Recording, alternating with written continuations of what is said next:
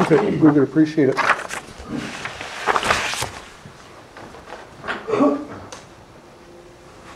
I'm Bob Attorney Jr., 4232 Colfax Avenue South, Minneapolis in the Watershed District.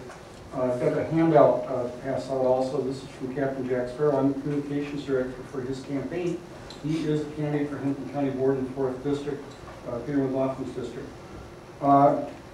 We're very concerned about the meeting on May 8th after the administrator, Mr. Evanson, was terminated.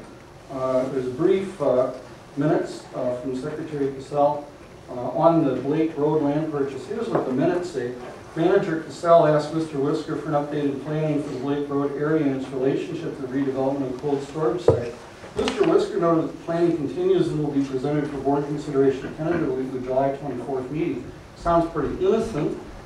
Here's the things that get interesting for we the people. Someone called Jump Cut posted an article, or a post at the end of a Star Trib article on the controversy.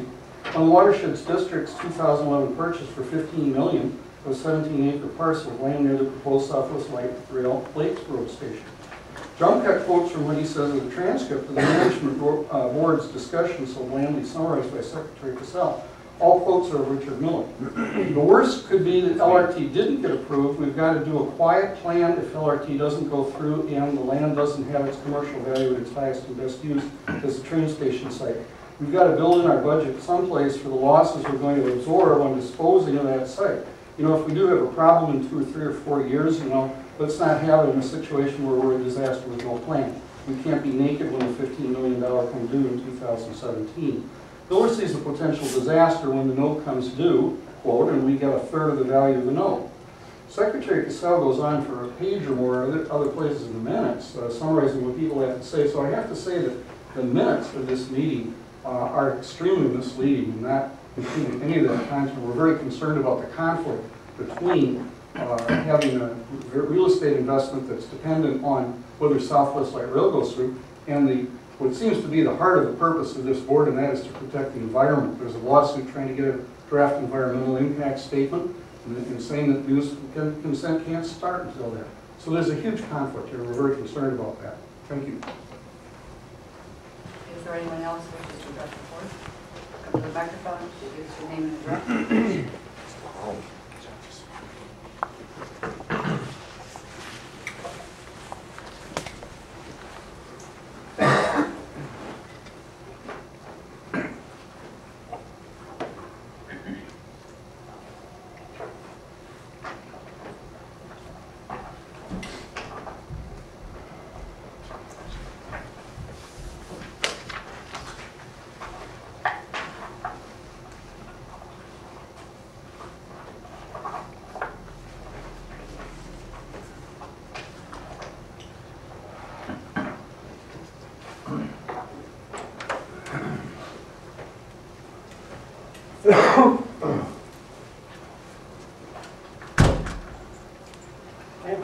My name is Captain Jack Sparrow. I live at 3522 Minnehaha South in Minneapolis. And I'm a candidate for County Commissioner 4th District in Minneapolis, Hinton County. I'm providing you with information packet concerning the electricity real estate speculation being done by the MCWD board. I have obtained audio tape of the May 8, 2014 meeting, the one held immediately after the long-time Administrator, Mr. Eric Evanson, was abruptly fired when the announcement of discrimination first appeared in your board minutes. To be very blunt, as you will see from the information packet, I think there may be a cover-up underway of a plan to prepare to dispose of significant real estate purchases by MCWD in the event the Southwest Light Rail plan does not go forward. I frankly wonder if there may be some connection between Mr. Evanson's termination and the real estate situation. Obviously, as a long-time head of the MCWD, you would be familiar with the background leading up to what might be a loss of millions of dollars. Beyond that, I think there is a huge conflict between protecting and preserving the environment of the Watershed District, and that is the heart of the organization, not promoting Southwest Light Rail at any cost. You should be working with Lakes and Parks Alliance to be demanding an environmental impact statement. then and only then can the investment process be restarted. I'm calling on you to immediately order that all audio tapes of NCWD board meetings from 2010 forward be put online. That is the best way to ensure these questions can be investigated in a timely way. Thank you. Is there anyone else who wishes to address the board?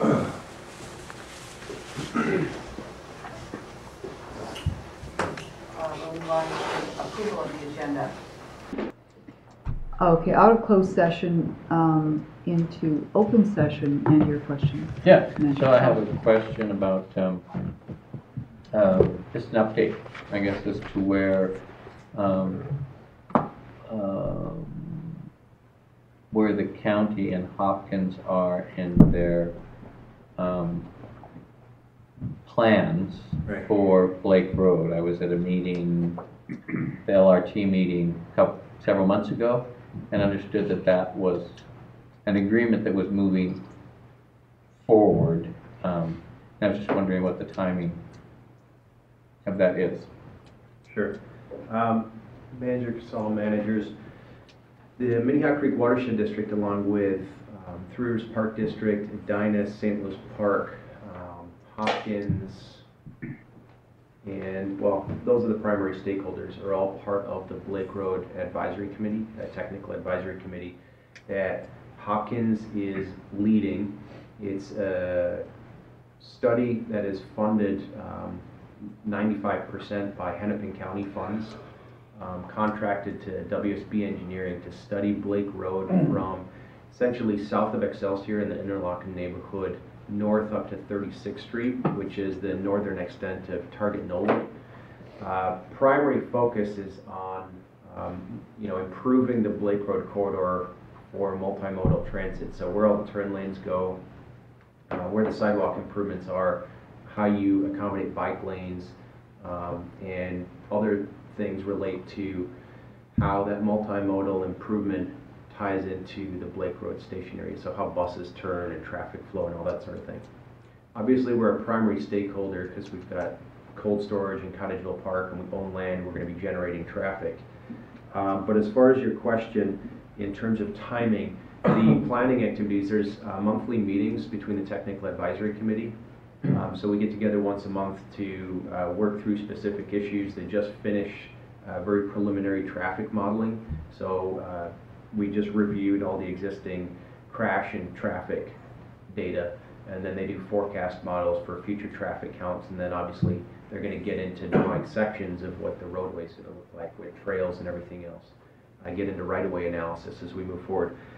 The idea is that there's some checkpoints with City Council, and we've discussed checkpoints for WSB to also present to the board, or staff can relay the information to the board in the summer of 2014.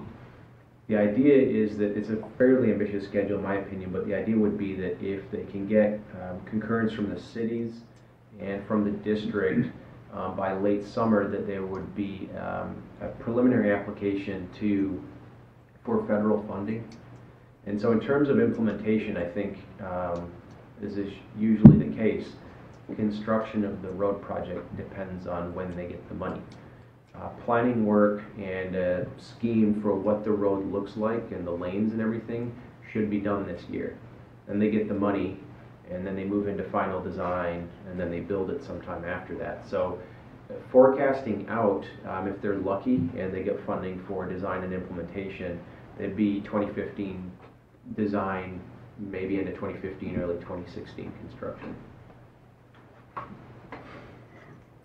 I guess part of my question had to do with, we're talking about the leases on cold storage and the timing of that, and we know what the completion of our trails is, and this is, and that is, and then of course, you have all those pieces put together. What's there is very different from what we purchased, because the developer can see the creek's been restored, the parks are there, the pathways are there, the street is what the street's going to be, all of those things, whether or not LRT is approved, all that's there. So I'm just kind of wondering when that sort of all comes together, because that would trigger our focus on And ask potential. Ask Bessie Hodges. That's why I was, asking, kind of giving me a sense of how those Right. things all Well, play in a together. perfect world, Blake Road would be built by the time we start marketing and getting through the planning for the cold storage site.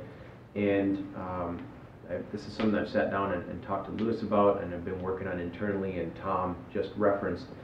We'll be presenting, I don't know if it comes to the board or the planning committee, but essentially an analysis or a matrix that says, here's your redevelopment options. Because we could, after November of 2015, if we receive notice and EA Sween vacates, Michael will finish the demolition plan, we'll have applied for deed funding and grant funding to tear the building down, and we could raise the structure, which is probably what we'd recommend. And then the question would be, are we implementing the stormwater infrastructure and creating the greenway and trails and then selling a remainder of the land for private development? Or do we wait and demo the building and then work hand in hand with other public agencies, whether it's the city, the county, and do a joint development with the private sector? And so there's about 3 or 4 different ways that we could pursue implementing our mission, the stormwater and the greenway, while recapturing value from redevelopment. And we need to present those options to the board and weigh the relative merits of each, and then get some direction from the board on how to best proceed. Because we're sort of getting to a point where we've done a lot of the planning, we're involved in Blake Road, we've got the demolition planning underway. There's not much more planning work that we're going to be able to do before we have to pick a direction, because it's going to be very difficult to advance 4 different schemes for redevelopment concurrently. So I think that's the crossroads that we're at, and we anticipate being able to do that yet this year.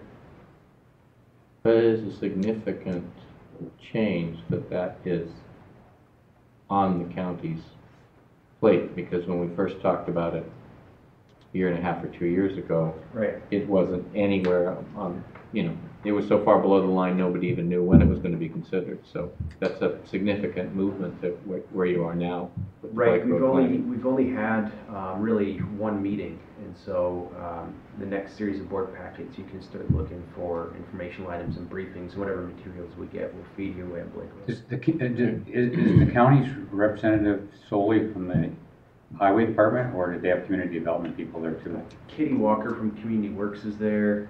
They've got MnDOT and their highway department. They're fairly well represented. Okay. So, Brian? go ahead.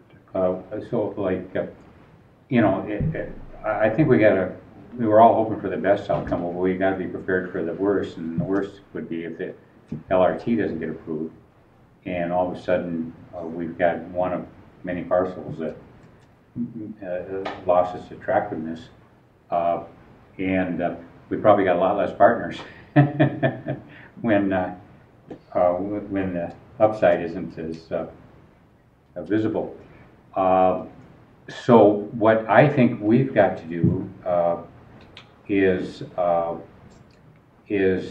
do a quiet plan of if LRT doesn't go through and it doesn't have its commercial value at the highest and best use of at a train station site. Then we'll do what Bill said and just put boats near to freeze the zebra mussel. What? We've got to build into our budget someplace the losses we're going to absorb on disposing of that site. Because we always know we got more into it than we'll get from it, but the benefits of the creek frontage and the storage capacity, etc., it had certain value to us, and so that could cover the. But if we do have a problem in 2 or 3 years or 4 years, let's not have it in a situation where we're in a disaster with no plan. And I don't think it would take much of an effort to plan it out, you know, how we're gonna pay for the cost, but we gotta have that something in place, so if there's another set of policymakers, elected or appointed, sitting here, at least they know we thought about it, and there's something in place to prevent some disaster from happening, or perceived disaster. I don't think anything will end up in a disaster, but we got to plan for it anyway. I would offer that we should, you're absolutely right. There's no question that we need to plan for disaster. I think that by the end of July, we should have a lot more clarity, and that it's a kind of do worst case scenario planning. We should revisit like the July 24th meeting, because by then That makes sense, yeah. all municipal consent votes should have occurred. But David, you should just have in the back of your mind on, you know, that we've got to figure out how to, you know, increase the levy somewhat to build up a reserve, or you know, talk to the county about putting part of the 15 million note into a long-term financing, or, you know, whatever it takes. You know, we can't be naked on that when that 15 million comes due in whatever year it is. Is it 17? Yeah. Okay. 17. Yeah, you know, and just some thoughts. I don't want a whole bunch of study done on it, but just some ideas, and so that people, you know, can't say that we don't know what we're doing. We're planning for the best, but we're ready for the worst. Right. Disaster is such a strong word. I'm really remember want to that go on record against that when we comment. started with this, we went out and talked to developers. We Absolutely. had very strong interest in it as a senior housing site today. There's no question it's going to be more valuable with light rail, but it's a relative, we're talking about losing an incremental increase in value. Yeah. Well, whatever it is, and we got, you know. And I will offer that light rail will happen. Okay. And it is. That's going in the minutes, I think. Yes. But it's going to be a fight, but it will. Like every indication is that the city of Minneapolis recognizes it's to their best interest, and by every indication, I mean I get that commitment from council members, not from the mayor's office. All right. Good. Magic Saw. Regardless of that outcome, if we're going to have this on the record, which I would, disaster is nothing I would have considered it as. I think the property has been improved significantly from the work that we've done surrounding it, and with the work that we were just talking about on Blake Road, whether or not LRT goes in, that building will have that property will have significant real estate value, and would not characterize it at all as disaster planning. Well, you can call it what you want, but it will be when the note comes due, and we got a third of the value of the note. I'm willing to wait till July. Let's Right. not, I guess I have two questions, not all related to each other. Yeah, it's, on the first, you know, on the first one, the stationary plans that were developed by the county you referenced, do they match up with the plans that Met Council submitted to the municipalities for municipal consent? And I'm asking that because they haven't in, like, the stationary plans on West Lake Street do not match up with the plans that Met Council submitted to the city of Minneapolis. And we just discovered that last week when, visiting the site with the council member. Mm-hmm. And so I don't know to what extent this intersection, I think Dick's right, best use comes about with light rail. Right. The manager, Shackleton managers, we do have the full municipal consent package. We're in the process of reviewing it. As far as the station goes, I can't tell you today how it deviates from the real pretty colored Hoyzington Kogler renderings in the stationary plan. But for this particular station, what was proposed, the stationary plans are really broken into what's being proposed for opening day versus second, third, or third order improvements, years down the line. And I'd be surprised if it's significantly different, just because the scope of improvements for this area really just a platform and some turn lanes.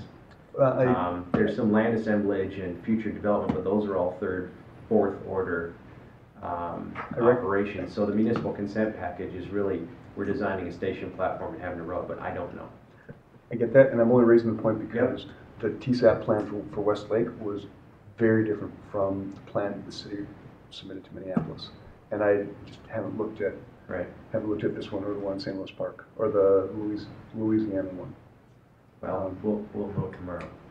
Yeah. The other piece of that is if it is very different and the city doesn't catch it, based on what our interests are, they could incorporate our comments into their municipal consent process.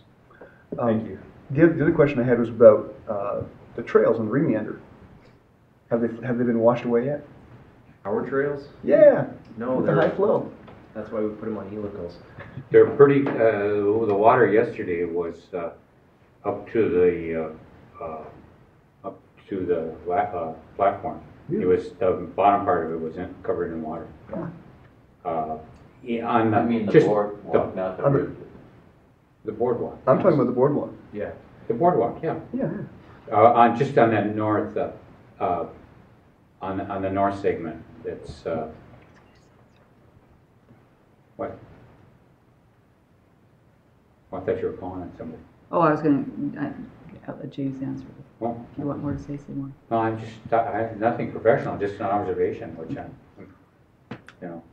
I checked and that was anticipated, but I didn't anticipate it. Oh, okay. I thought it was a design flaw. They've covered it up with good conversation. So wait, what did you find? There was The water is up to the walk, yeah. Oh. but James. There are 2 or 3 different areas of the boardwalk that were designed at different elevation standards, and that was, clearly part of the design approval. We talked about it extensively with, on the south side of the creek, there's a horseshoe that goes down into a platform, and we talked about, those, and then on the north side of the creek that Manager Miller's referencing, where we come off of the east side of Municipal Service Center, the boardwalk, that gets low, and it got low to eliminate railing and have tow rails. And both those sections were sections that staff presented to the board as if they're low, they're going to be underwater during certain events. And because the area has been reconnected with the floodplain, these kind of events, you've got a basin effect. So the main part of the boardwalk with railing is all designed above the 100-year floodplain elevation, so the water is going to be expected to get up to the bottom of the bottom stringers or halfway up there. That's consistent with the design for Methodist. We've seen the water at those elevations before. Other sections of the boardwalk we knew from the beginning it'd be impassable when you get high water for certain parts of the season, and that would be something that we'd have to program in for O&M. Just to ensure you that they've got the right contractors out there, I talked to the guy who was actually nailing the nails, and he gave the same explanation. I'm serious. No, I'm serious. They really been. I mean, he was pounding. He wasn't a supervisor or anything. He said, "Well, it's only going to be 2 weeks a year, they think, and this is so they don't have the rails and and the whole." And he gave me the whole explanation. Yeah. Is there? So I briefed him right before you went. There's this guy who might be asking questions. Make sure this is the story you give him. The day I went I parked right by the Municipal Service Center and kind of jumped across what was flowing water at the time. Is there now a connected path from that parking lot to the bridge? I'm not sure what you mean. The So, Creekside parking lot, is that what you're talking about on the west side of the Public Works? Yes. Isaac Walton Park. Yeah. Sure. You parked there and Yep. did what? I just went down the hill. Oh, Took the yeah. trail down. That's a trailhead. So when they're done, the boardwalk and bituminous trail, there'll be a junction right outside the parking lot where everything comes together. Okay. So you won't have to jump. Kind of fun. Won't be the mud hole it is now. Save your Well, it's shoes. not a mud hole. My dog had fun. It's a So water hole. Yeah, there's a lot of water. No, I meant when you step off the end of the parking lot. Now you think The water is really rushing through there. It's really exciting to watch that out there. That wetland is full of water. I mean, it's just, I haven't checked, I'd like to see it. Are we good for the next item? Adjournment? Administrator's report. I really don't have a formal report tonight, President White, other than I think staff is gearing up, looking at work plans. Property insurance renewal is done. Health benefit renewal significantly underway. So, I guess the team is just anticipating bringing work plans forward in the next month to 2 months, and then follow up with budget planning. So it will certainly fill Dave Unlocked in that we would like to see a proposal, and we have asked that he give a written proposal as far as the human resource proper progress. I believe we'll have a written report in May and a presentation in June with where he stands with those. Thank you, Dave. Is there any other business to come before the board? I think we got to. Motion to adjourn? So moved. Second? We are adjourned. Stop. I'm not getting a motion for adjournment, but we're adjourned. Thanks, everyone. Yeah.